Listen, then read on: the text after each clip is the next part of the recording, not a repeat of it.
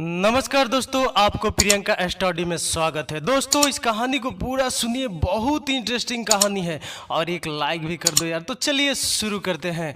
कविता ने ससुराल में कदम रखते ही अपने सास के पैर छुए तो उसकी सास मुस्कुराकर बोली, बेटी अपने जेठ जी के भी पैर छुओ। कविता राघव के पैरों पे झुक गई।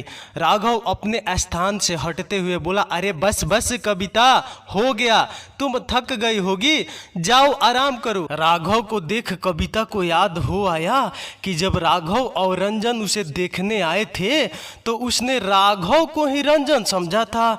वह तो उसे बाद में पता चला था कि राघव रंजन के बड़े भाई हैं और उसकी शादी राघव से नहीं रंजन से तय हुई है। कविता अब भी चकित सी उन्हें ही देख रही थी। कितना अंतर है दोनों भाइयों में। राघव गोरा रंग, औसत कद, बाल सुलभ मुस्कान, हंसने से दाएं गाल पर पड़ता डिंपल, और रंजन लंबा शरीर, सांवला रंग और चेहरे पर पौढ़ता। राघव तो उसके पति रंजन से भी छोटे लगते हैं। जल्दी ही कविता को पता चला कि राघव अब तक कुंवारे हैं। उनके शादी से इनकार करने पर ही पहले रंजन की शादी की गई है। एक दिन उसने रंजन से पूछा था, रंजन जेठ जी अकेले क्यों हैं? उन्होंने शादी क्यों नहीं की?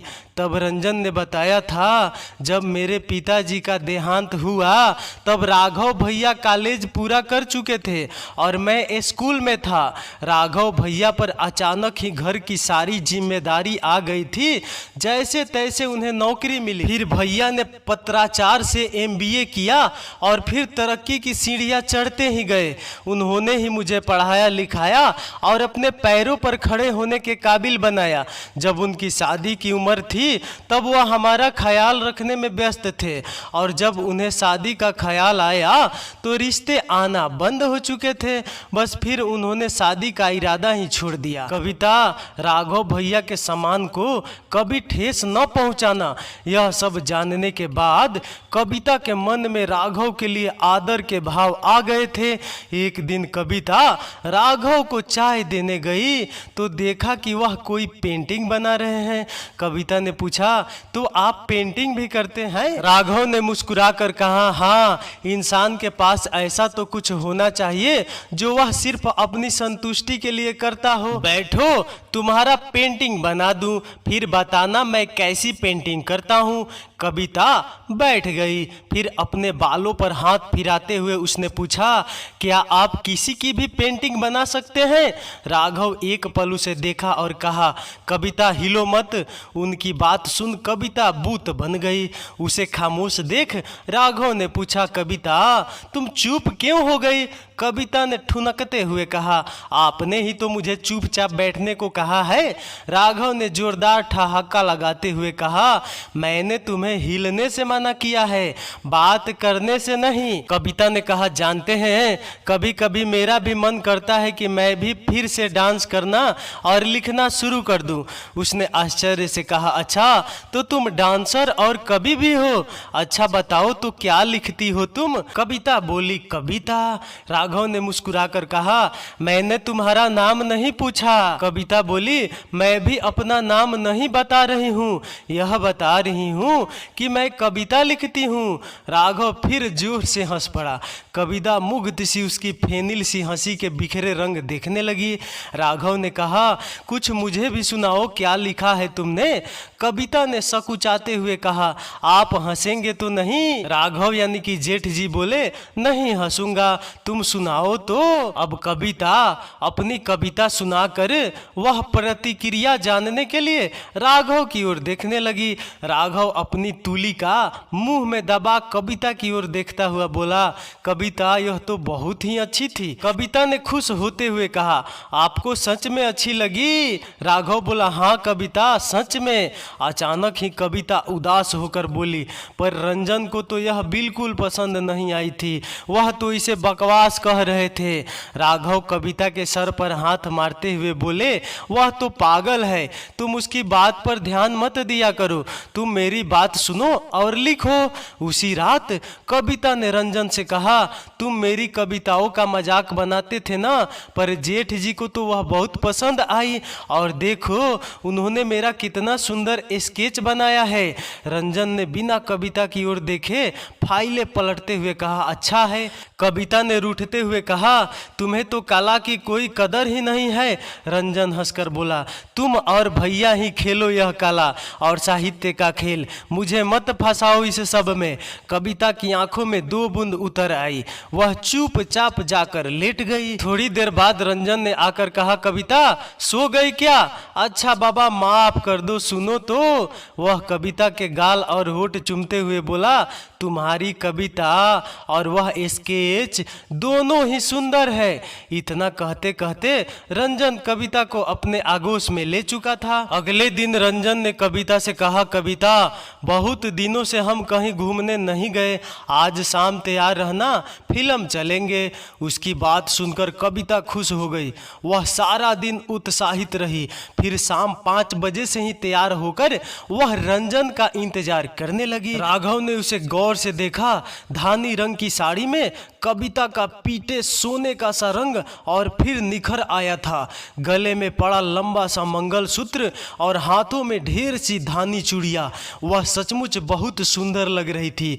क्या बात है कविता, आज तो तुम बहुत सुंदर लग रही हो। कविता मुस्कुरा कर बोली, आज रंजन फिल्म दिखाने ले जाने वाले हैं। धीरे धीरे घड़ी ने 6 फिर 7 और फिर 8 के घंटे बजा दिए, पर रंजन नहीं आया।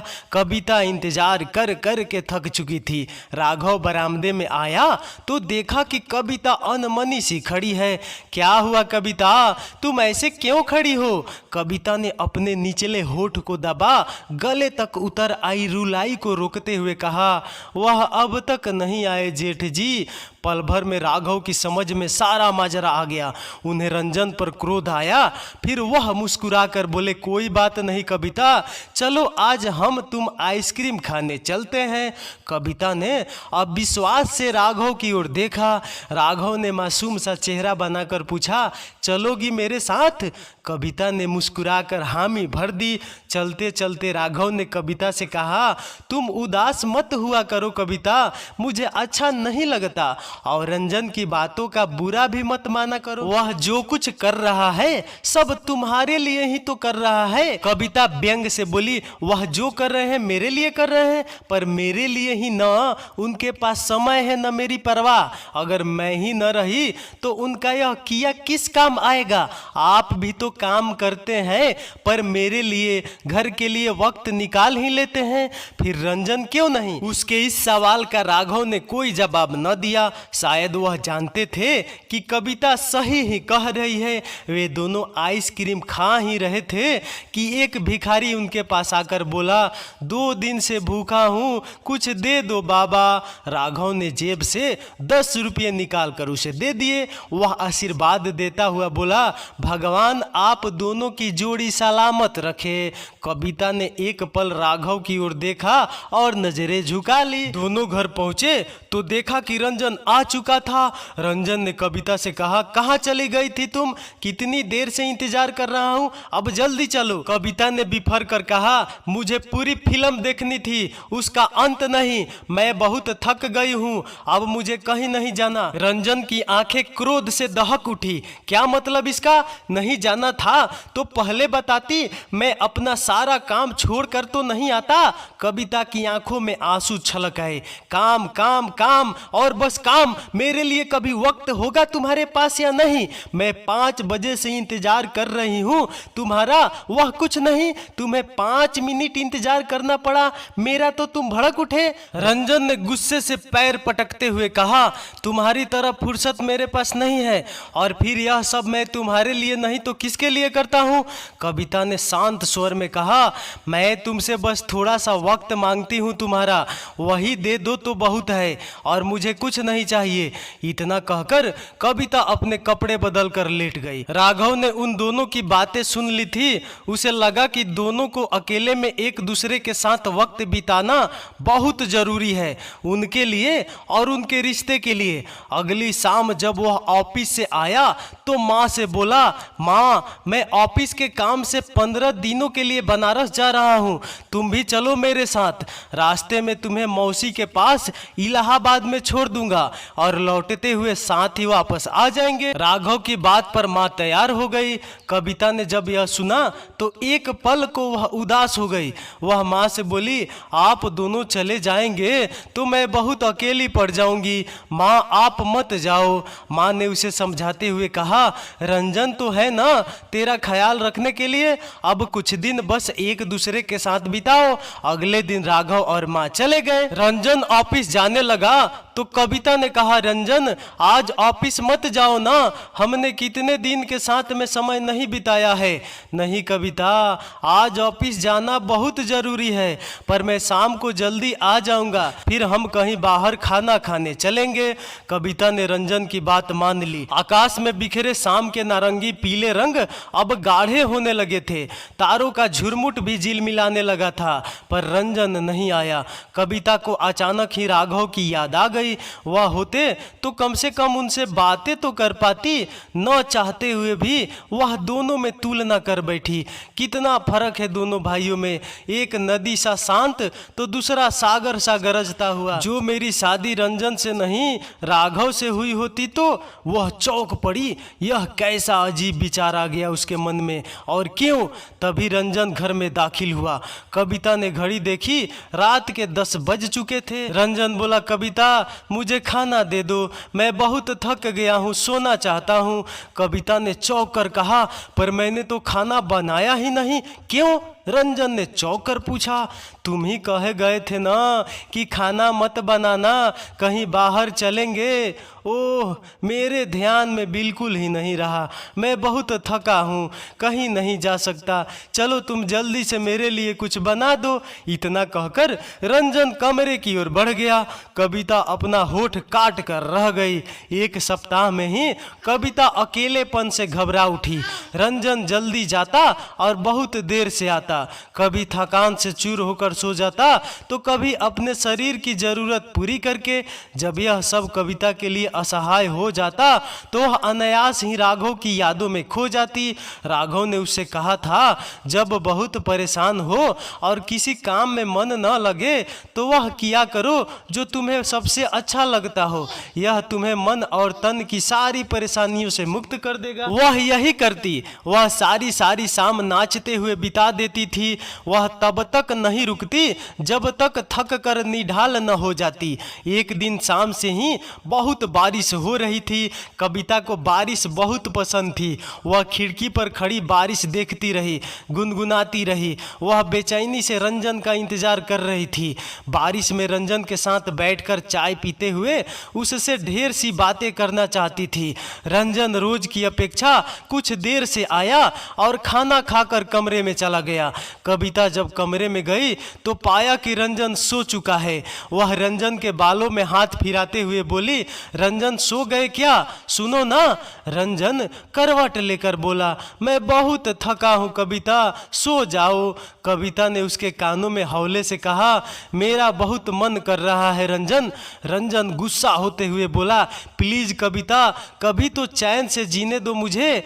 कविता अपमान और क्रोध से दहक उठी। वह जाकर बरामदे में खड़ी हो गई। तेज बारिश और आंखों से झरझर बहते आंसू भी उसके मन को शांत नहीं कर पा रहे थे।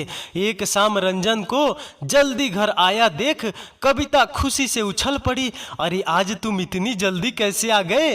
क्या हमारे बिना मन नहीं लग रहा था? रंजन ने मुस्कुरा कर कहा, ज्यादा खुश मत हो और जल्दी से मेरा सामान पैक कर दो, ऑफिस के काम से मुझे शाम की गाड़ी से दिल्ली जाना है।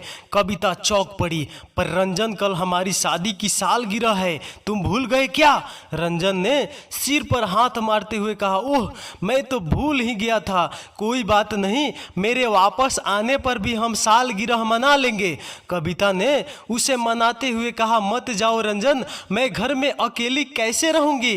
रंजन ने झल्ला उठा, तुम कोई छोटी सी बच्ची नहीं हो जो अकेली नहीं रह सकती, मेरा जाना जरूरी है। रंजन को जाना था सो वह चला गया। कविता अपनी उम्मीदों और सपनों के साथ अकेली रह गई। सालगिरह के दिन राघव ने फोन किया तो कविता की बुझी आवाज को भांपते हुए उसने पूछा, क्या हुआ कविता, तुम उदास हो क्या? रंजन कहाँ है? राघव की बात सुन कविता बोली, वह ऑफिस के काम से दिल्ली गए हैं। राघव चौंक पड़ा, आज के दिन भी वह तुम्हारे साथ नहीं है? हद है लापरवाही की, तुम्हें घर पर अकेले रहने में डर तो नहीं लगता कविता?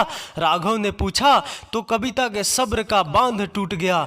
बहुत डर लगता है, मैं कभी घर पर अकेली नहीं रही हूँ, आप आ जाओ ना जल्दी। कविता को धैर्य बंधाते हुए राघव ने कहा, तुम परेशान मत हो, मैं और माँ कल ही वापस आ रहे हैं।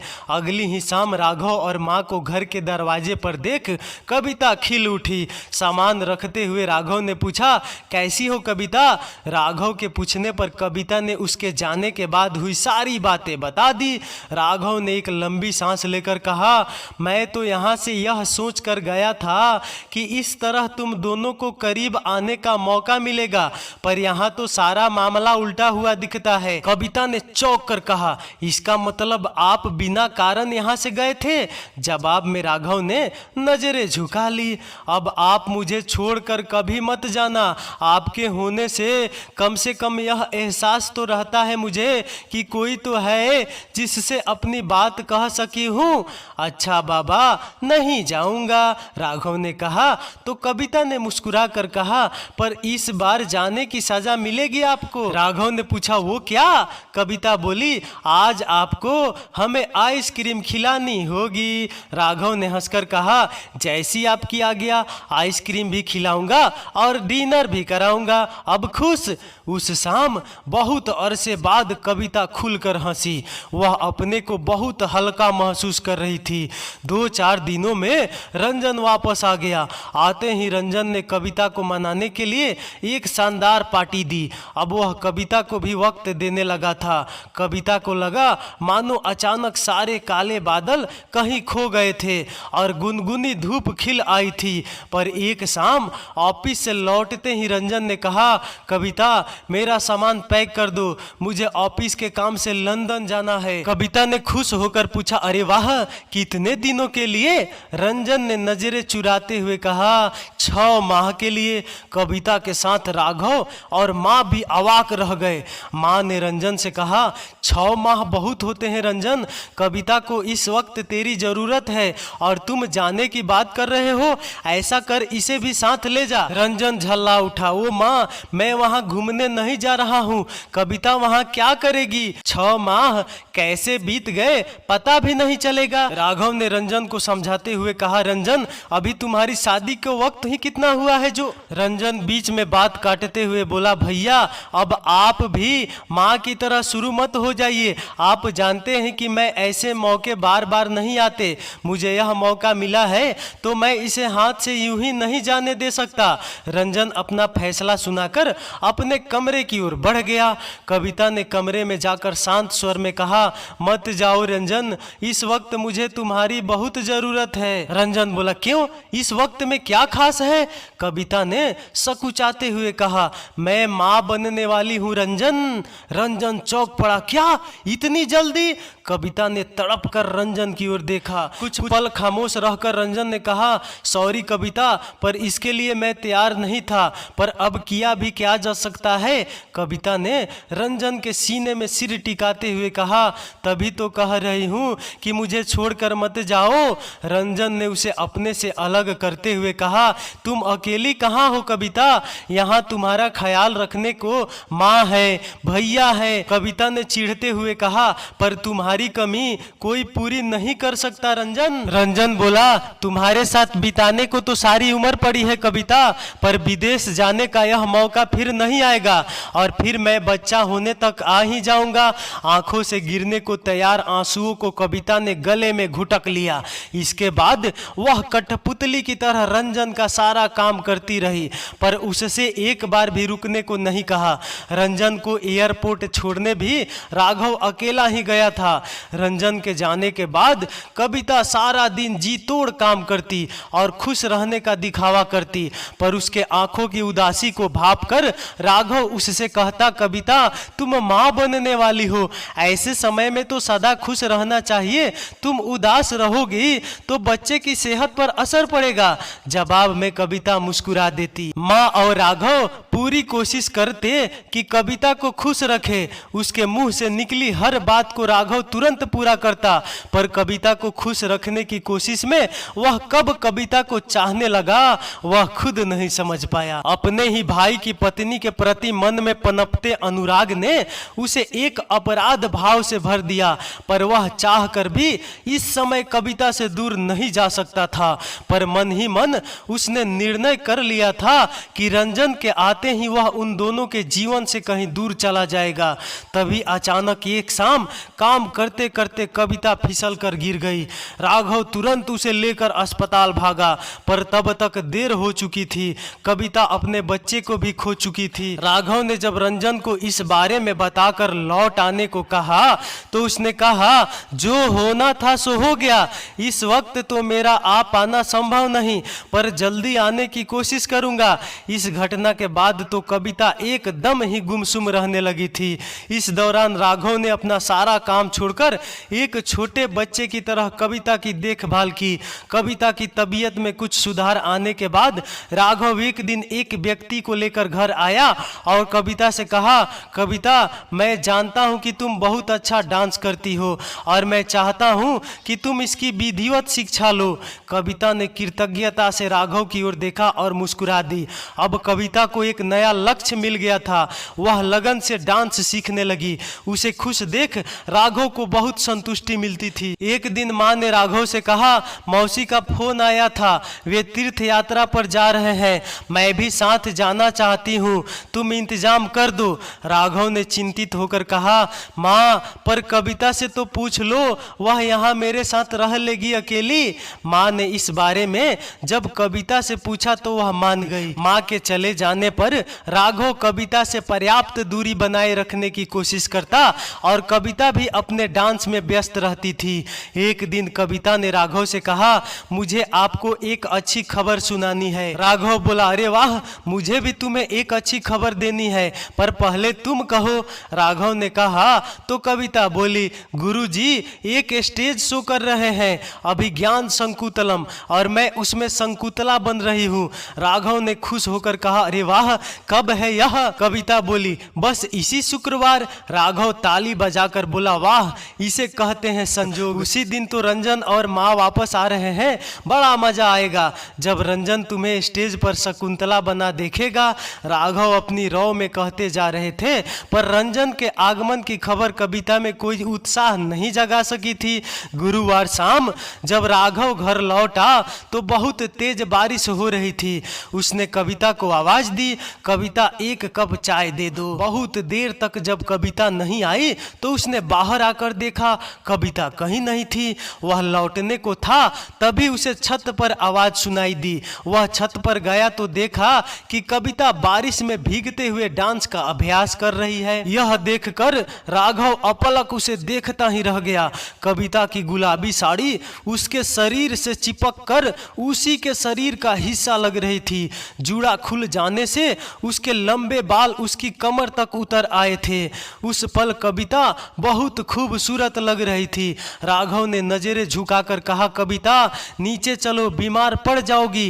राघव को वहां पाकर कविता चिहुक पड़ी और उसके पीछे पीछे चल पड़ी।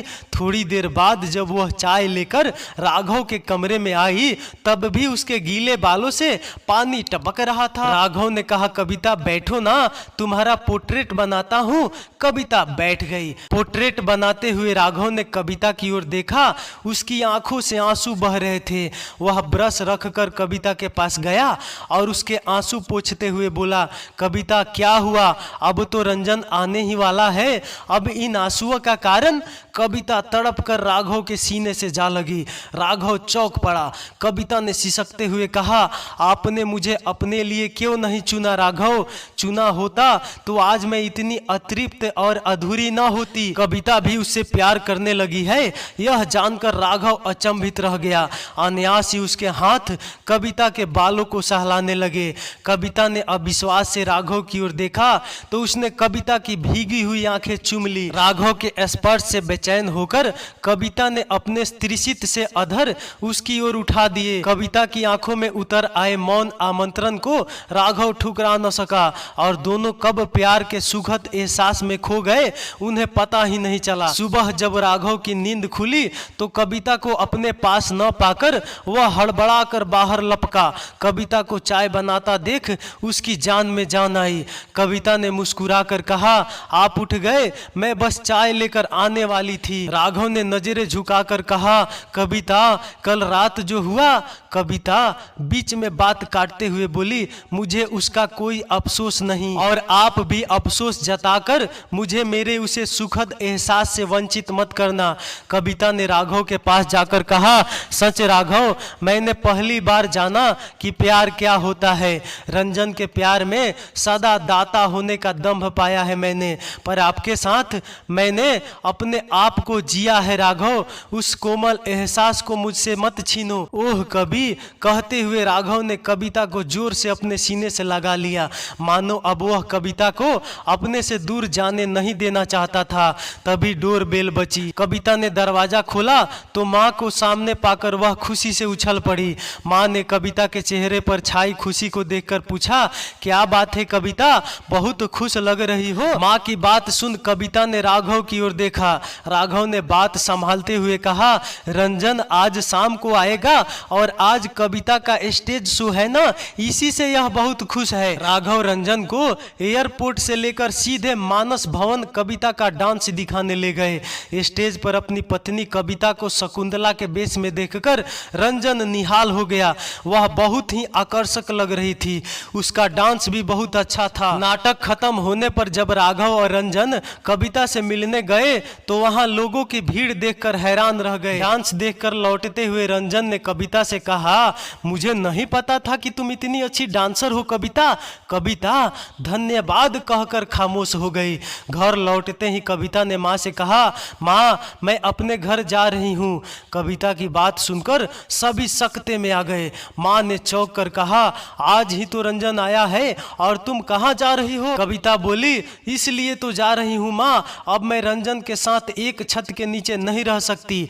कविता की बात सुन रंजन ने गुस्से से कहा, यह क्या बकवास कर रही हो कविता, मैं तुम्हारा पति हूँ, कोई गैर नहीं। कविता बिफर उठी, पति? तुम जानते भी हो रंजन पति शब्द का मतलब क्या होता है? नहीं, तुम्हारे लिए बस काम, पैसा, तरक्की, स्टेटस यही सब कुछ है। भावनाएं, प्यार क्या होता है इससे तुम अनजान हो। रंजन भड़क कर बोला, तुम इस तरह मुझे छोड़कर नहीं जा सकती। कविता बोली, क्यों नहीं जा सकती? ऐसा क्या किया है तुमने आज तक मेरे लिए जिसके बल पर तुम मुझे रोकना चाहते हो? जब जब मुझे तुम्हारी अपने पति की जरूरत थी तुम नहीं थे। यहाँ तक कि जब मैंने अपने बच्चा खोया तब भी तुम मेरे साथ नहीं थे। और तुम्हें तो इससे खुशी ही हुई होगी, तुम उस झंझट के लिए तैयार जो नहीं थे। कहते कहते कविता का गला भर आया। रंजन बोला, जा तो रही हो पर जाओगी कहाँ? कैसे काटोगी यह पहाड़ सी जिंदगी बिना किसी पुरुष के सहारे? रंजन तलख हो गया। कविता ने बिना किसी संकोच के कहा, तन की प्यास तो इंसान को भी सताती है और जानवर को भी, पर किसी के प्रति प्रेम का एहसास सिर्फ इंसान ही कर सकता है और मैं जानवर और इंसान के बीच के इस फर्क को बनाए रखना चाहती हूँ। मन का रिश्ता तो तुम मुझसे कभी जोड़ ही नहीं सके और इस तन का रिश्ता भी तो मैं आज तोड़कर जा रही हूँ। कविता के तानों से रंजन तिलमिला उठा। तुम्हें क्या लगा कविता कि तुम यूं ही चली जाओगी और मैं तुम्हें जाने दूंगा? रंजन कविता की बाह पकड़कर कमरे की ओर ले जाते हुए बोला, चुपचाप अंदर चलो, मैं तुम्हें अपने अपने को यूं अपमानित नहीं करने दूंगा, आखिर मेरी भी समाज में कोई इज्जत है। कविता ने सिसक उठी। माँ ने तेज स्वर में कहा, रंजन कविता का हाथ छोड़ दो। रंजन चौंक पड़ा। माँ तुम भी इसका साथ दे रही हो? माँ ने कविता की बाह रंजन से छुड़ाते हुए कहा, हाँ रंजन, क्योंकि मैं जानती हूँ कि कविता जो कह रही है सही है। आज भी तुम उसे अपने प्यार की खातिर नहीं, समाज में बनी अपनी झूठी प्रतिष्ठा के कारण रोकना चाहते हो। कविता को यह कदम तो बहुत पहले उठा लेना चाहिए था, जाने दो उसे। माँ का यह रूप देख रंजन अवाक होकर पीछे हट गया। नम आंखों के साथ कविता माँ के गले लग गई। फिर राघव की ओर पलटकर कहा, आपने मुझे जीने की जो नई राह दिखाई है उसके लिए आपकी आभारी हूँ। अब नृत्य साधना को ही अपने जीवन का लक्ष्य बना लिया है मैंने। आपसे जो भी पाया है मैंने वह अनमोल है मेरे लिए, वह सदा मेरी अच्छी यादों में अंकित रहेगा। इतना कहकर कविता चल पड़ी अपने लिए, अपने हिस्से की थोड़ी सी जमी और थोड़ा सा आसमां तलाशने। तो दोस्तों देखा ना कि कैसे होते हैं रिश्ते। तो चलिए, अगर आपको इस वीडियो से कुछ शिक्षा मिली हो तो जरूर कमेंट में बताइए कि आपको इस वीडियो से क्या शिक्षा मिली। अगर आप सच में कुछ होनहार और शिक्षित हैं तो आपको जरूर समझ में आया होगा कि इस वीडियो से आपको क्या शिक्षा मिला। वो कमेंट में बताइए ताकि और लोग भी कमेंट आपका पढ़े और वो भी शिक्षा ले। तो चलिए अगले वीडियो मिलते हैं, तब तक नमस्कार, धन्यवाद, बाय बाय, लव यू।